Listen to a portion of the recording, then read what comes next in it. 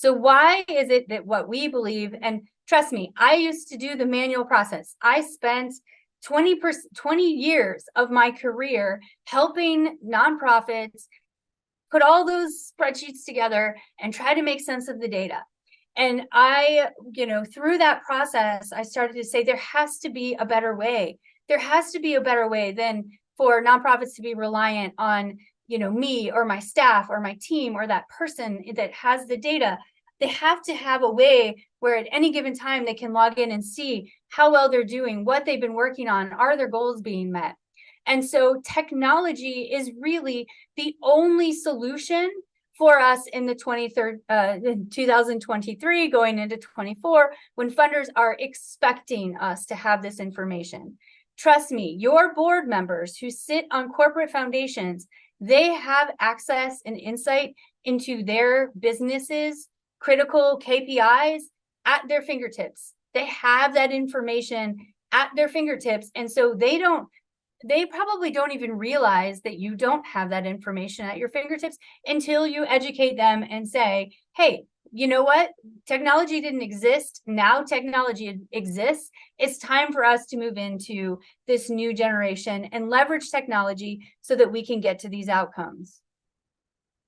So if you find yourself saying, you know what, you're right, Sherry, we are not ready to tell our impact and outcome story. We don't have real insight into how we're changing lives and changing circumstances.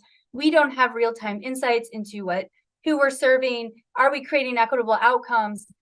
Then we need to kind of build a case, if you will, internally within our organization, or you can use these same points that we're talking about and use them to go out and share this with donors and funders as well that you're looking to help you create an outcomes and impact program. So first, you need to demonstrate to your executive team that there is a problem. They might not even know that there's a problem because maybe they haven't realized, they're super busy as well. They've got a lot of things going on. Maybe they don't know the trends of how funding decisions are made significantly. Maybe they don't understand how the data is even coming up to them and how complicated or how confusing it is to get it. So we need to first by saying, okay, what is impact measurement?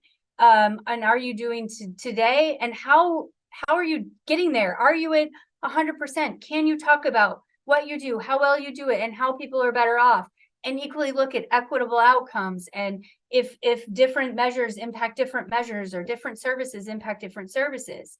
And if you don't have access to that, and if it is very intensive, start to talk about why this is a problem for you. What are the known internal problems to the process, to getting that information, to becoming more data driven? So first you have to kind of really outline what's going on in your organization. So maybe you currently have to go to 10 places to get all of your data. We've talked to some users who we've learned went from 30 different spreadsheets down to one system to make sense of what's going on in their organization. Or maybe you haven't been able to quickly apply for grants because when you got the grant, it required a certain level of impact, past performance or impact data, and it was just going to be too time consuming for your program teams to go and crunch those numbers for you to go and apply. And so just kind of identify what are all of the problems within your organization because of your lack of impact and outcomes data.